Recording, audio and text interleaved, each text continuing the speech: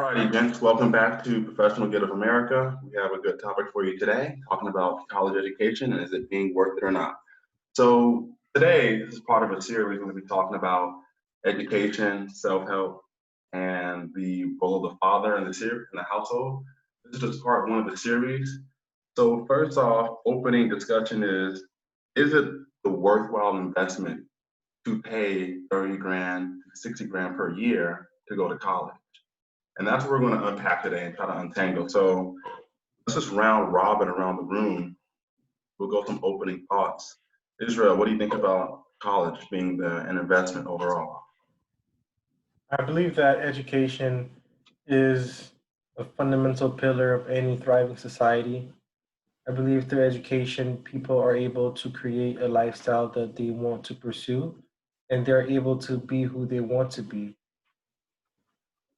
Right now, however, I do think that the education is not in its most optimal point in time, and that it does feel a bit that some of the institutions in place are operating as a business.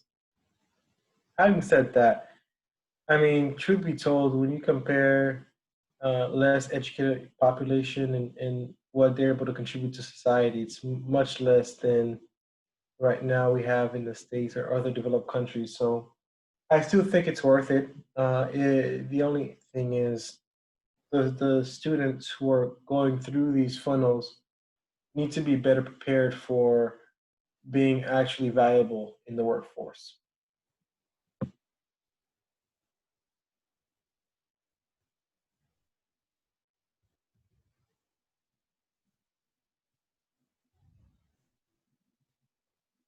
You want to unpack that one also, Abdullah? Yeah, sure, Jonathan. I have a number of different thoughts about this. I'm a bit conflicted in a way because speaking to what Israel was saying, yes, education is important to society, but I think we also have to keep in mind that um, when you live in a society where going to college is considered almost a rite of passage, um, there can be issues with that. And one of those issues is that nowadays when you go to college, people are majoring in different disciplines that may not necessarily relate to a need in the labor market, right? So people are graduating with degrees and they're not able to get a job, and they feel pigeonholed into a specific discipline, and they have no way to pay back these incredibly large loans and the tuition money. Now, when you look at the past 5, 10 years, tuition rates have almost doubled, quadrupled in price, but the labor market hasn't really changed all that much. So for us, the new generation, we're not going to have the same quality of life that our parents did with a college education. I mean, I read somewhere that 3/4 of Americans don't even have a college degree, right? So it just kind of makes you question, are people who are getting college degrees today still better off than their parents? Because when you have crippling student loan debt, people are putting off marriage, people are not able to move out and be independent, and a lot of that has to do with the fact that these colleges are pitching themselves as being a great value and investment, and they don't always work out that way. And I think that is an issue that we need to tackle. Yeah, and that's actually a good point that you brought up because the source is College Board. So pretty much the public 4 year tuition over the past 4 years, over the past decade, has increased by 22%. And on the private side, it's increased 18.5%.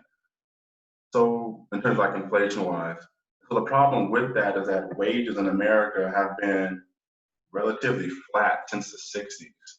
So it's kind of like we're going on an archaic model. And my concern is that high school is supposed to prepare you for the workforce, and then college is supposed to prepare you for a mid-level management or a higher, more appealing value in the marketplace. But it seems that because of various different reasons, we can just say the fact that the government might subsidize our loans to where a college doesn't have to underwrite us financially because people can pay back the loans, where they'll accept anybody that can write a good essay.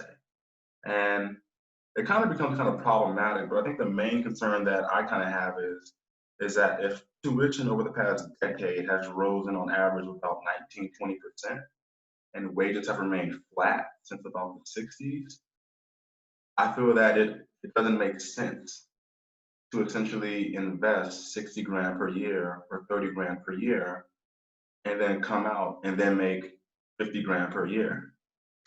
Compared to if you went back to school in, let's say, the 90s, take it back 20, 30 years ago, college was about a third of the cost, say 20 grand. You come out making 50, 60, 70. Now it makes more sense. You can 10x your money, right? Instead of, but nowadays you're coming out with $250,000 in debt, making 50, 60 grand. And if you declare bankruptcy, those loans don't go away. So I see it as a form of indentured servitude, to where the administrators, the people that decide on who gets accepted in, get to partake in your profits, no matter if you win or if you fail financially. That's my opening opinion on it. So here's where I have to defer with you guys is what's happening nowadays is back in the 90s, there were fewer people who had a college degree, which made that college degree more valuable. And now, because there's a higher supply of educated college graduate students, obviously they're not going to be paid what they used to be paid or what they used to be valued at back in the 90s. It's a simple principle of economics of supply and demand. So now, in order to keep pushing that demand, some folks have started pursuing masters. And so by pursuing a master's degree, they're able to separate themselves from the pack who have a 4-year degree. Well, it's all good and dandy until everyone who has a 4-year degree realizes that they need a master's degree. So the manager who's hiring you, who's got a 2-year associate's degree, is hiring people with master's degree. And what's happening is it's a vicious cycle of, well, if I can just get ahead, just by a little bit, I can be better off than my competition. Instead of maybe differentiating the work ethic in the workforce versus a piece of paper. Now, I will want to say that college is a bad investment depending on what you go in for. And see, this is where the issue becomes complicated because if colleges are offering fluffy degrees, it's because there's a need for it. If a college didn't have enough people to open a justice department where you can major in peace and justice, if there wasn't a demand for that, then there would be no department such as. Unfortunately, also, I do think that our generation are a lot less practical than the previous generation. And because we have, I guess, bit of more privilege to explore different avenues, I think that many of us tend to live on the air versus on earth. And so when you look at what students are picking for their majors, you can almost decipher which demographic is going to do well and which is going to do worse. And there are many statistics who've shown this. If you look at Emory, our own school, Emory is a one school. Within Emory, you got different schools. And so when you look at the Gorzilla Prison School, for example, getting a job rate versus when you look at the poli-sci department, I mean, it's incomparable. So for me, the real issue at hand is, are the kids coming in, do they have all the data? Are they able to make a decision that will benefit them? But I do think that getting a 4-year degree can set you up to do what you really want to do. Now, if you really want to be a lawyer, then you have to understand a 4-year degree is simply not enough. If you want to be a doctor, the same goes. If you want to have a good job, you also have to understand African American studies. It's just not going to cut it. So for me, it's less about a college issue, and it's more about, are the students aware of what they're signing up for? That's Yeah, my. I That's think my I think point. I think to add on to that, Israel, I mean, that's definitely one of the key points, right? Is the fact that the labor force is not like matched up to the classes that students are taking in school. But in addition to that, I've also noticed that employers are also part of the issue too, because nowadays you go to school, you spend 4 years getting this degree, and then you graduate, and then they say, oh, if you don't have 4 years of work experience, we're not even going to hire you. So now you feel like not only do you have to pay back the student loan that you just spent all this money for, but you spent 4 years outside of the labor market and you didn't get to build your professional skills. Your skill set is not on the level that employers want. And in the past, employers used to invest in their employees and they said, okay, even if, you don't have the experience, we'll train you. We'll go through that process. But now, since we're competing with almost a global marketplace of employees, employers feel like they no longer want to invest that time in training people. And we know when it comes to getting internships and things like that, it's all about who you know, right? So if you're a minority, if you come from the poor side of town, you're not going to have that network that the affluent kids have because their parents are socialites and they're well connected in the city, right? So it compounds things because as a minority, when you're trying to break the cycle and you're trying to uplift your family, it's not just the fact that you don't have the monetary needs to get ahead. You don't have the social capital necessary to make those connections. So, and then once you graduate with that degree, because you don't have that social network, well, you can't find a job. And even if you lose your job, you won't be able to bounce back because you won't have a friend who'll just refer you. I mean, they said 80% of new hires are based on job referrals. So it just kind of goes to show that without an internship, your degree is almost meaningless as well. So that's another part we have to look at is employers need to take more of an interest in developing talent or in increasing their recruitment process for these internships because not everybody is getting a slice of that pie. Yeah, fair enough. Here's one of my concerns, or one of the questions to kind of pick at. So, generally speaking, it kind of seems that the idea of going to college is for financial success, some sort of financial freedom, right? But if we look at the people who achieve wild success, they're not the people that go to college. They're the people that start a business, start an enterprise, and sell it on the market, or just big entertainers, right? And so, that being said, if we're going to college to be, high income earners, well, then if an average college grad, the average salary, let's call it 60 grand, but then you have guys that have no degree making 350, 450, half a million, a million, well, then who was a smarter person, really, right? Because I think that most people go to college for financial success to kind of pick themselves up from their economic situation. But my concern is that the way to achieve success wildly is through work experience.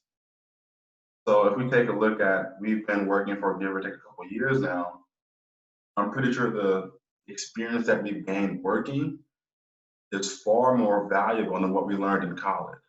Like we can take a course in marketing, take a course in business, take a course in finance, take a course in whatever, and you get to the real world, that's just not how it works.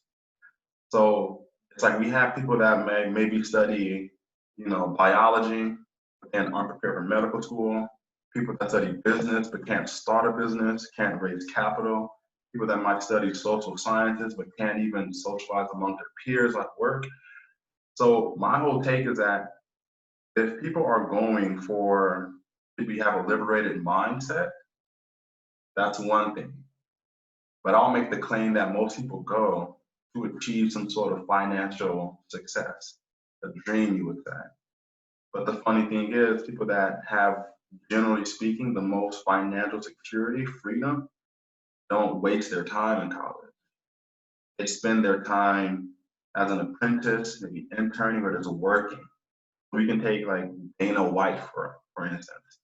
Dude sold the UFC for was it 4 billion, and once he sold it, they said, "Hey, we want you to stay and be the president because we don't know how to run it. We know how to build a business, bring in the marketplace, add value to the marketplace, and people will pay a premium for that. And he knew up front, he's like, hey, look, I'm not going to waste my time in school. I want to be in the fight business. This is what I want to do.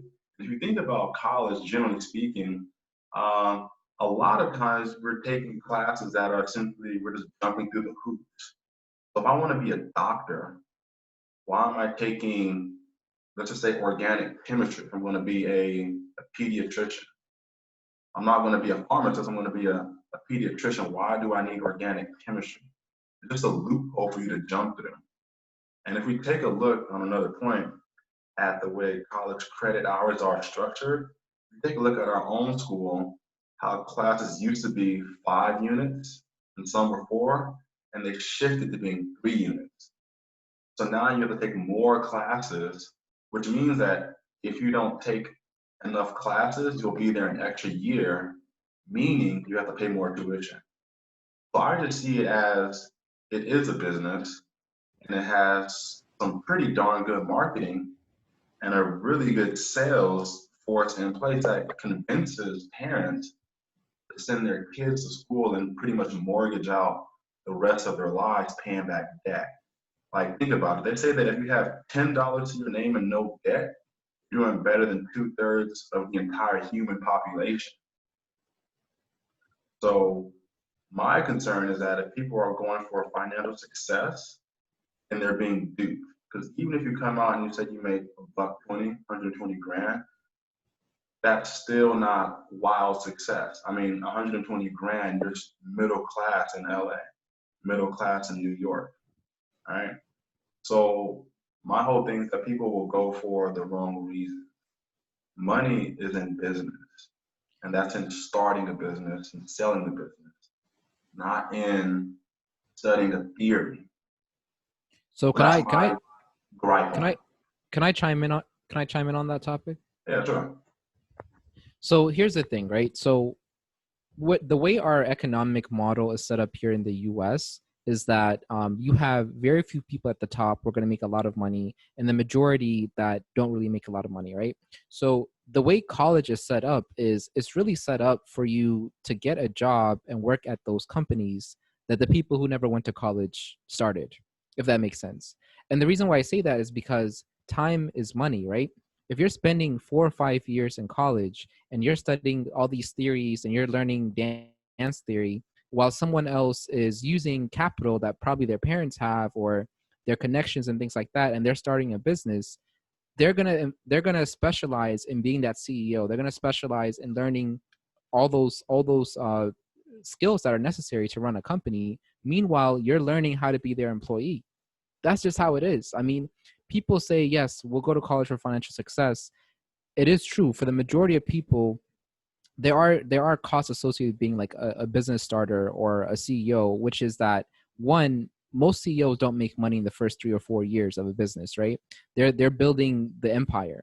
Most CEOs have to work 24 hours a day. People think starting your own business means you get less time off. You don't. You work more because you're in charge of making everything run. So people don't necessarily want to sign up for all of that. And so it's okay to not want to be a CEO. It's okay to not want to start a business. And the people who do take that risk will end up getting a bigger reward because they took that risk, right?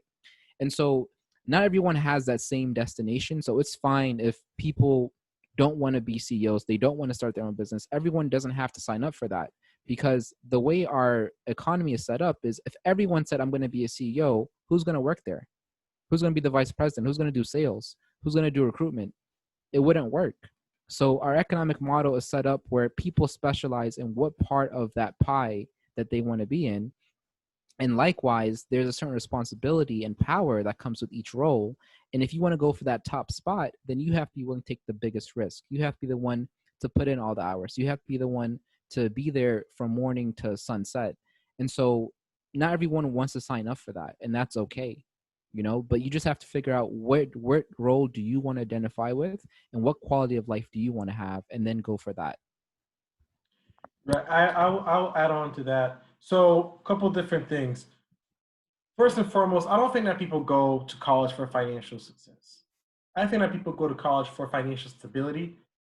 It's two different things. people go to college because they want to make sure every month they can have a roof over their head and they can eat. About it. Now, the fact of the matter is, the folks who are all the way at the top of the echelon, that are the lions of the jungle, it's it's a combination of old money, so people who just have it on a silver platter being passed from generation to generation, or it's new money, people who've hustled hard and worked hard, which is some of what the focus of this conversation is. Now, one thing we need to be aware of those people who had to work very hard to get to the point where they are called CEOs and they're living a large life. When you look at the percentages in that pool, I mean, the failure rate of the folks who try to hustle and didn't make it is probably like around 98%.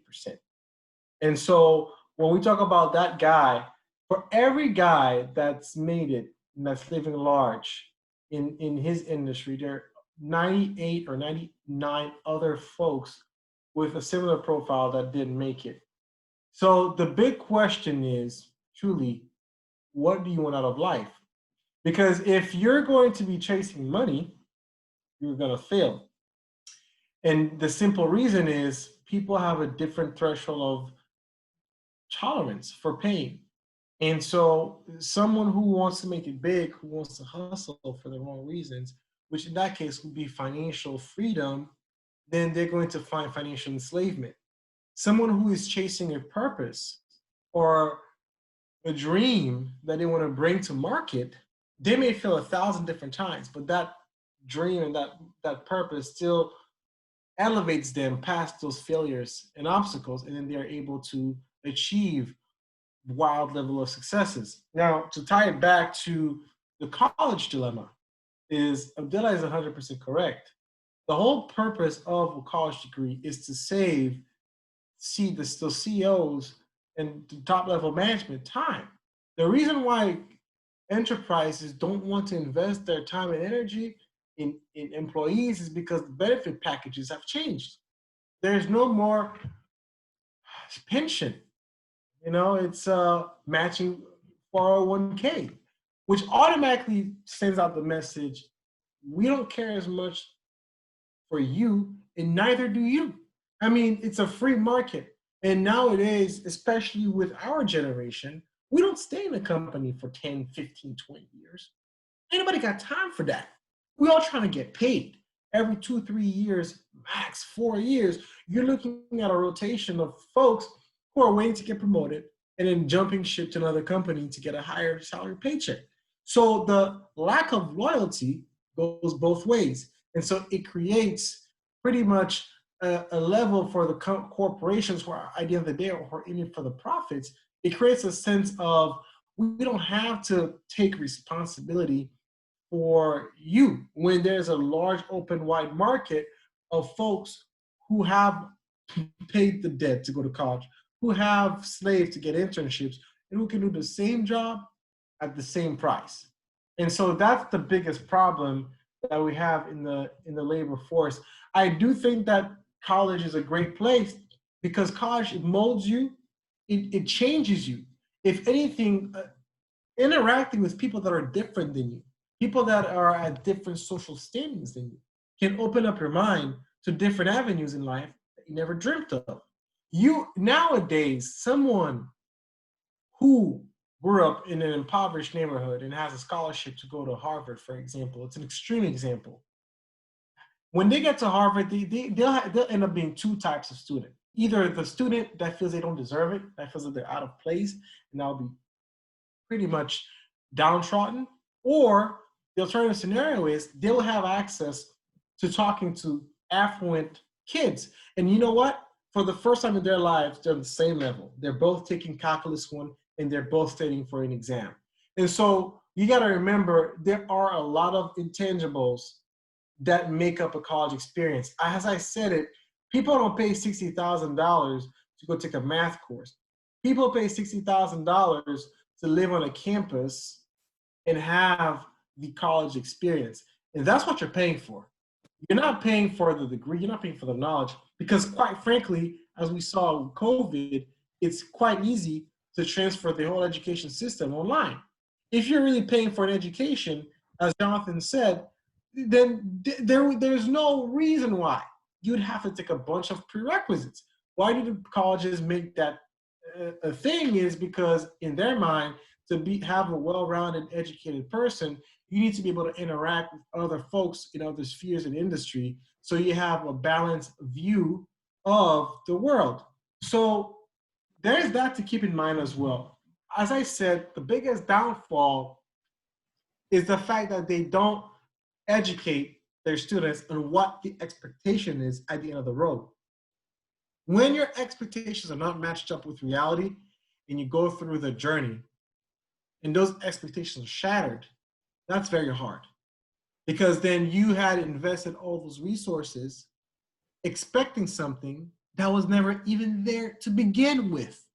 And that's the main thing that I feel a lot of peers are suffering from at the moment, and it's exacerbated in times like these as well. And I will say this too, right? So, yes, it's true that part of the reason why college is so expensive is because you're paying for the full college experience, right?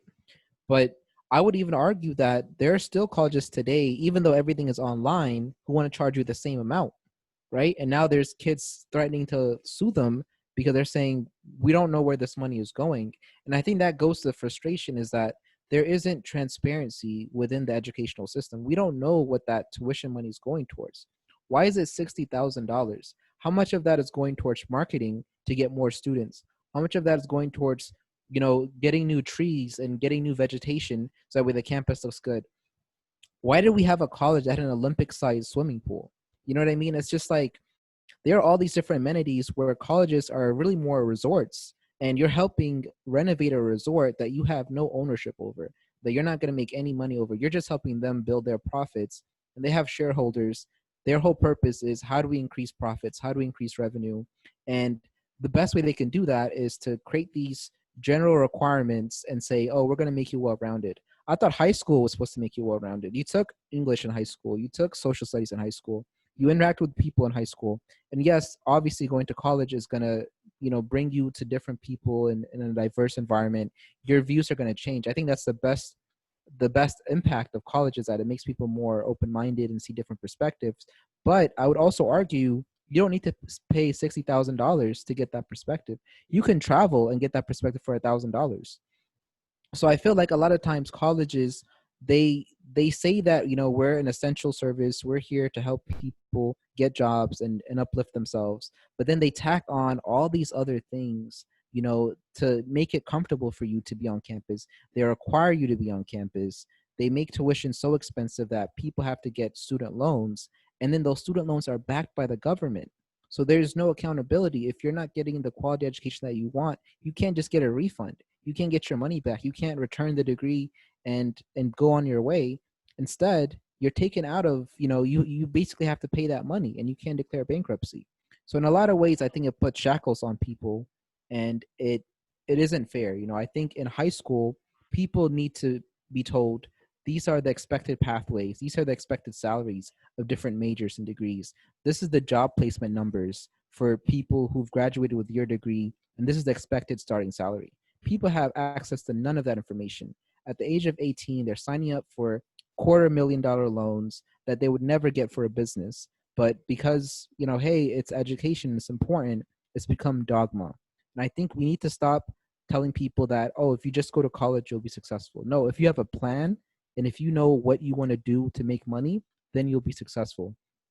Trump just put out a message the other day saying that in the government, they're no longer going to prioritize education. They're going to prioritize job skills for all government jobs in the US. So what does that tell you about how the government views education versus job skills? We know that employers care more about your work experience than they do about your education. So people need access to all of this information before they pay for these huge loans, before they sign up for a lifetime of paying student loan debt. They need to know all of these different outcomes. And it shouldn't happen at age 18 when you don't know anything. It should that education should start young and early, and hopefully we'll be that generation that teaches our kids that signing up for a student loan is not an easy decision. It's something that you should really think about. You should really see, how can I get a return on that investment, and then make that decision. Yeah, those are actually great points. And so, kind of what was earlier said, that you don't pay for the degree, you pay for the experience, and also just like not having the actual information and guidance. So I think that bringing that all in full circle is that a lot of times kids don't have, how would I say it, stable mentors that they trust and believe their system. They're popcorning around different people, listening to this guy or this girl, trying to see what they should do and piece it all together. Now, to the first earlier point about you're paying for an experience, that essentially proves or supports the point that it's not worth it. So let's say 60 grand per year, right? A personal trainer, top-notch personal trainer, like 1,000 per month, right?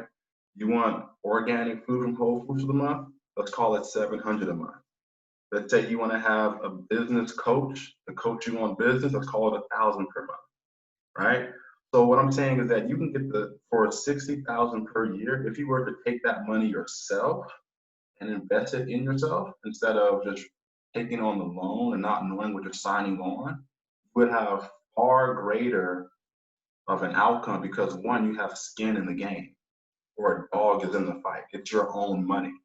You're like, okay, how can I flip this money? I didn't just sign and I was good to go. I was like, this is actually like actual cash. And so you can invest, let's say if somebody said, hey, here's 5,000 a month for the next 4 years of your life, go ahead and do with it as you please, go flip it, make more money. I would make the argument that you would do far better than somebody who went to college and just took a loan. Because if we're paying for the experience, I mean, let's just be quite candid about it. The college experience is just one where, for most people, your parents are no longer around. So it's access to the opposite sex, intercourse frequently, alcohol, whatever's around is that your parents aren't there. And that's kind of the experience, right? And you might say, oh, I get to experience the different cultures and all of that. But to Abila's point, you can travel for that. I mean, a plane ticket to Bali right now is like $1,000, and a 2-week stay is like another $1,000. So, I mean, personally, given the math behind it, I would much rather say, hey, give me the cash and I'll make it work. And so my solution that I'm proposing for most young people is that, first off, when you're in high school, be looking at trades that are in how do I say it, in demand, things that you can actually use. And for especially young men that don't know what they want to do, I would tell them to just like go enlist or join the service, join an occupation that's in tech or it's in construction, something in industry that has an actual utility behind it. And once you finish, your college is paid for, military pays for it. Once that's finished, you can go back into the army, get like more pay, more benefits, pay for the rest of your life, no rent, everything is paid for to serve your country. And if you don't want to do that, you can come out and you have this resume of leadership and of actual skills that were useful. And that would be like my like go forward with like say my kid. I'll say, hey, look, it's on the table, but just beware that bar none, the most valuable skill to have is the ability to raise capital, the ability to sell, the ability to bring in premium for people to buy your product. And so I'll say, if anything, get a skilled trade, learn how to market, learn how to sell, join the service. They take care of you, and you get disciplined. That'll be my solution. So my whole thing about, I don't disagree with y'all, but you guys have also got to remember that we're talking about, is college worth it? So the reality is each college infrastructure will vary from country to country, from continent to continent. Now, the college system in the United States is a reflection of social capital, no, not social capital, of capitalistic greed. That's one thing you got to keep in mind, because the college experience is worth it. If you look at if you look at trends in Europe, you will see that Europeans, by and large, are more educated than Americans and actually have a better balanced lifestyle. And most of them do go to college. The issue is we live in a country that prioritizes profits over people, which is fair, but that comes with a price. Second of all, in a country like Switzerland, at the age of 16, to Jonathan's point, you're able to start a trade. If you want to be a nurse, why do you need to wait till you're 24 to start being a nurse? How does that make sense? In getting hands-on application from a younger age will allow you to develop the skill set that you need to be very highly proficient by the time you're in your mid-20s. I met this girl, she's 21. She started working as a nurse at 16 because that's what she wanted to do in Switzerland. And now she has more work experience than my friends who have a master's in nursing from Emory. How does that make sense? And so really, truthfully, for me, the question is college worth it in America? Because I still believe that college overall is worth it for the average individual. If you ask me, is it worth it in America? I think that it's highly conditional on whether or not you have a game plan or not. Most kids don't have a game plan.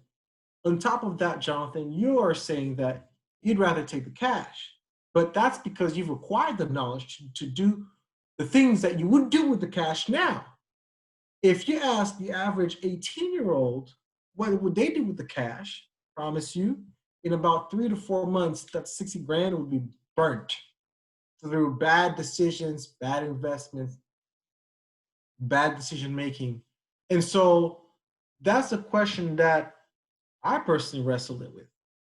I know that college is worthwhile in America, but I know also most of my friends pick the wrong majors. Most of my friends, when they get to college, to your point, the college experience is synonymous to being wild and free instead of to engage in intellectual discussions and have access to resources that you didn't have in high school. I mean, granted, look, in high school, you could never be able to go in a talk where the CEO of a local company is working, is operating at. But in college, because of your college network, you're able to go to networking events. You're able to be in front of very highly well successful corporate leaders.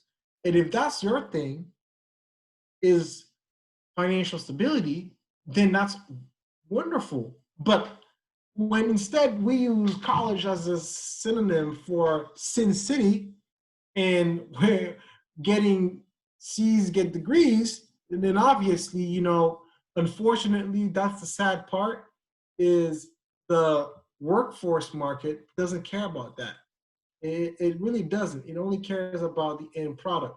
So I would venture to say, personally, if I had a younger kid, I would tell them, if you're going to college, you're going for the sole purpose of higher education, because you're building and acquiring the mental capacity and the critical and analytical skill set to be a top performer after college. Because at the end of the day, college is 4 years of your life. And truth be told, in the grand scheme of things, college really isn't going to be the vast majority of your life. But based on your college decision choices, it can drastically alter your anchor point in life, period. So I personally think that there should be two routes. I think that right now in America, it's too straightforward. People are too complex to only give them one option. And right now, I feel like they're pushing heavy on the college option, versus there are folks who didn't go to college, so very successful, but they had to work hard. And I think that we need to cater more to others who want to gain that work experience. Because I do feel that not everyone wants to necessarily spend 4 years studying in the books. Not everyone is made for that. So there's a bright kid who may just love computer science and just wants to do tech. And why his computer science major, why does he have to take biology 101? and then get a C in biology because he doesn't care about biology. Now that impacts his GPA, which then impacts his ability to get a job. So for me, the question more resides is the American system efficient as it is right now, or is it so clunky and bulky that it slows down the American workforce to the point where people are getting paid higher wages than they should. Companies are realizing that we don't need to pay these folks all that money when we can just ship our resources to India, who are more competent than our own people. And so, to answer that question, I think it's more like the American college system is broken, but college in itself, what it's supposed to stand for, seriously has tremendous value for anyone who pursues it in its original intended form.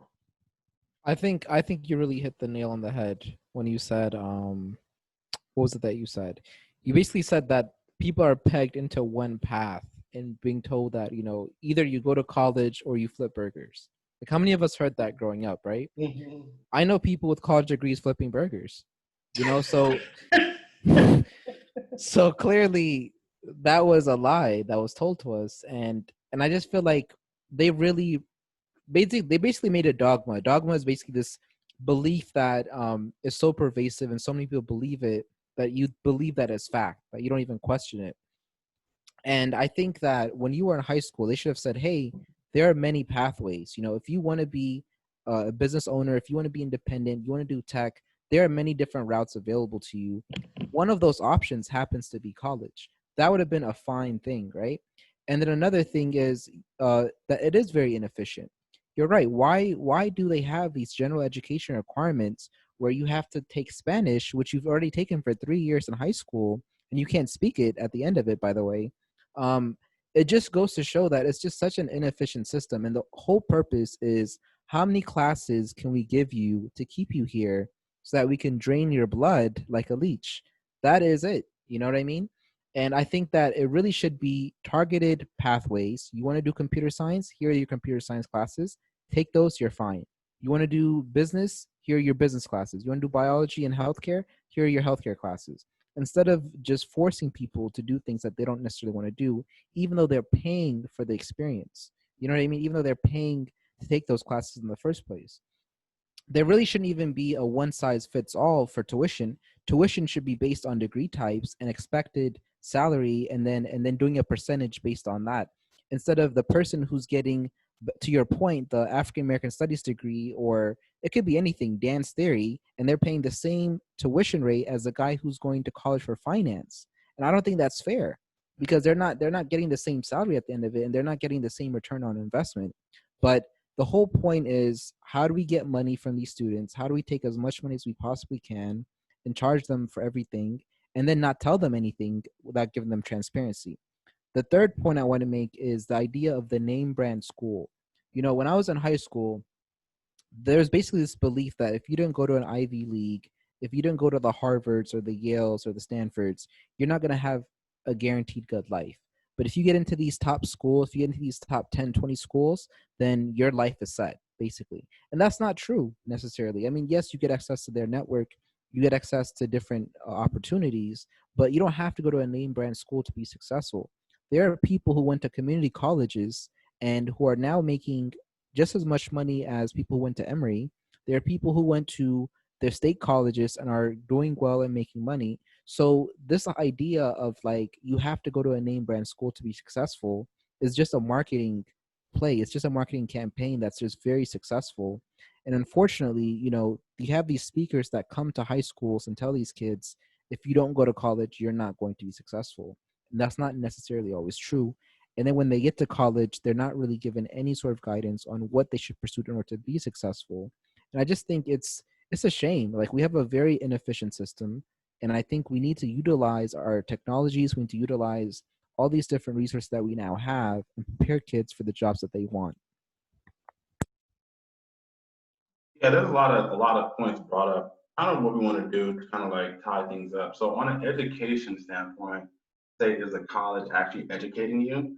I'd make the claim that I'd just say a hard no. Reason why. So if I was to assign the Federalist Papers written by Alexander Hamilton back in the 18th century, I can almost guarantee you that 3/4 of all college grads wouldn't know what the heck they were even talking about because addiction is simply too high. So we'll go ahead and post a link in the description about the Federalist Papers where to find that, and you just pull a little excerpt. That is like high level education without a college system in place. So if you look at something from the 18th century, 1700s, where you have the average people that were reading and writing at a postgraduate level without an educational system, that goes to show you that the individual can take himself far further than a machine can that is simply designed to just market and sell you to essentially enhance their resorts. On the other part about the European model, it's important to note that the European model has been backed financially from the United States since World War II under the John Marshall Plan. So their entire fabric, at least in Western Europe, is pretty much backed financially by us. So what they have in place of quality of life and vacations and siestas and fiestas and days off, that's only possible because we back them financially so strong and also provide them with protection with the military. And to the point of bad investment decisions, I'd make the case that I would say we've all made bad investment decisions, especially once you're working and paying bills and all that. It's better to get those earlier in life rather than later. And to the point about it's like another issue to kind of tackle is that if you look at our GDP as a country, we've shifted from being industrious and being producers to 2/3 of our GDP being consumer based. We have a population of majority of people that are focused on consuming rather than producing a good for the world, for the economy, for the next man, the neighbor. And that can be, you can discuss that as rather right or wrong, but that's just an empirical fact. The shift from being producers in the world to being simply consumers.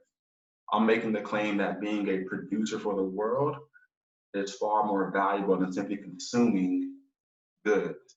And so, is college worth it if it's producing people that cannot read the Federalist Papers and that do not necessarily produce any goods for the world to consume or goods for the common man, the neighbor, their family, and the fact that you don't have those 10,000 hours of work experience? I'm going to make the claim that it is a waste of time in 2020. And I'll say for the past 20 years, it's been a waste of time. But if I go 80s, 70s, 60s, 50s, anytime before the 80s, I'll say it's worth it. But the increasing cost, the inflation in education outpaces medical expenses. That makes no sense. And anybody that's dealt with Medicare costs and expenses know that Medicare will wipe most people out because it's so expensive. If education is costing more than that, but the yield isn't high enough, it simply isn't worth it. So why would I pay 60 grand to make 60 grand? I want to pay 60 grand to make 600 grand. So tying everything back in full circle, I'm saying that if the average college grad cannot read or interpret the Federalist Papers by Hamilton, I'm going to say that since their income is not 10x of what they invested in, and the fact that those 10,000 hours of work experience to be a master in their craft has not been achieved from those 4 years, I'm going to make the claim that it simply is not worth the money you invest since the 1990s. Pre-1990s and 80s, worth it, fine and dandy, but for the millennial generation and the generation post, you can do other things. There's YouTube millionaires. That's my claim. I don't disagree with anything you have said. For me, the one thing that I want people to know is at the end of the day, you are the master of your own life. And so just having brain and intelligence is not going to get you anywhere in life, even if you get into Yale or Harvard. Similarly, just as much, if you have social media clout, you're not willing to be disciplined and consistent for years on end, you're not getting anywhere. For me, the bottom line comes down to the fact of what does the individual do with their time in that environment, whether it is in college or whether it is work experience. Both scenarios, you're going to have low performers and high performers. High performers may have different point of interest, but they all have a similar mindset. And so for me, when I look at high performers in college, I'm not gonna lie, man, they're doing really well. It's worked out pretty damn well for them. And some of them, yes, they have the privilege of having a high network because mom and dad are wealthy. But there are many examples of students, man, who came from low income families who just killed the college game and now are making a ton of money because of that experience. And then you got also kids who had it all, went to college and came off worse. And so my claim is it's not more so about the institution route that you pick, it's about the game plan and your ability to stick to that game plan that matters the most. And recognizing that if you initially had the wrong game plan set up, that you have a structure in place, whether that is through mentorship or self-reflection, you're able to adapt quickly to that change. And so I think that anyone can be successful within the college system or outside of the college system if they have a good support system, which is, Jonathan, you hit on that, having a good mentor, or at the minimum having good, keen self-awareness to pivot when the time comes, and then just having a game plan. Those are my ending thoughts. I guess here's a question I have, and I mean to time it really quickly. But I guess so. One of, I guess, you can kind of round robin this really quickly is that what exactly is our standards of financial stability or success in 2020? And so I think that's where some of I would say the part where we may not align is that standards of what is acceptable and what isn't acceptable in terms of the yield of what was invested in the time. I think that might be where the divide will split, right? So I'll go ahead and say, personally, for me, what I would consider as financially successful would be to gross $1 million per year. To me, that's like, okay, it was worth it. So Jonathan, Mhm. before we get on that, I wanted to give Mike sort of my closing statement on the college experience as well and whether or not it's worth it. Yeah, go ahead. So kind of just to tie into everything that we've been discussing and what Israel was saying as well, I think if there's any people like under the age of 18 listening to this and you want to know how to set yourself up for success, I would say focus on adding value, focus on being a producer instead of being a consumer. And what I mean by that is we're living in really revolutionary times. We have access to so much technology. In your phone alone, you have the kind of technology that people in the 80s and 90s, it would have taken 2 separate rooms to have. It would have taken billions of dollars in investment to get that kind of technology. And we have that in the palm of our hands. We have access to the internet. And so what you have to realize is you're living in really revolutionary times. You have to ask yourself, how am I utilizing these different technologies? How am I looking at the world and saying, this is what we need and this is what I can provide if I put my time, my energy towards it. And I don't have to necessarily, fall for what society tells me success is. I don't have to necessarily, go through the college experience or do all these other things. I just have to ask myself, what value can I provide to society? And what's something someone would be willing to pay me to do? Right? In terms of, creating technologies, creating solutions to problems. We have so many issues, so many problems in our society that we still don't have a solution to. And just because you see grown-ups or you see people who are older than you telling you this is the right way, it doesn't necessarily mean it's right. It just means based on their experience and what they've seen, they think that's the right way to go about it.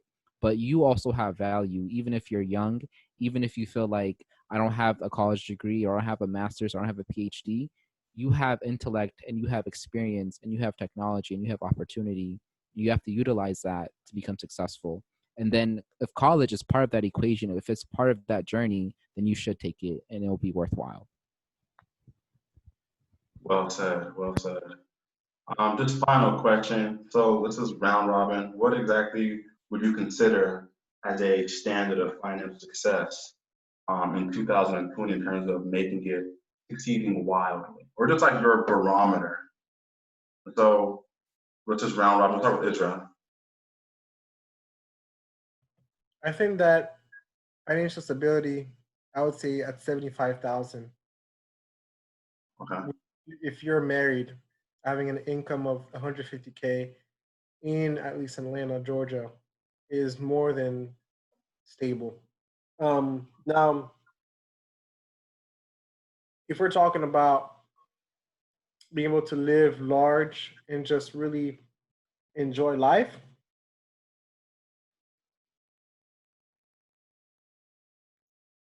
I think that more than earning income capital, I feel like having different revenue streams for me determines how successful you are, because then you are almost recession proof. And what I mean by that is if someone is able to have different class types of assets, they have a real estate portfolio, um, they have a stock market portfolio, they have a job that they're working, and then they have maybe they own a little business of some sort. I don't know if I can put a price tag on that, but I know for me being wildly successful is knowing that you can lose your job today, the market can crash, you may lose all of your stock portfolio and you still be fine because you have built a system that enables you to do whatever the hell you want and also to invest in the causes that you care deeply about.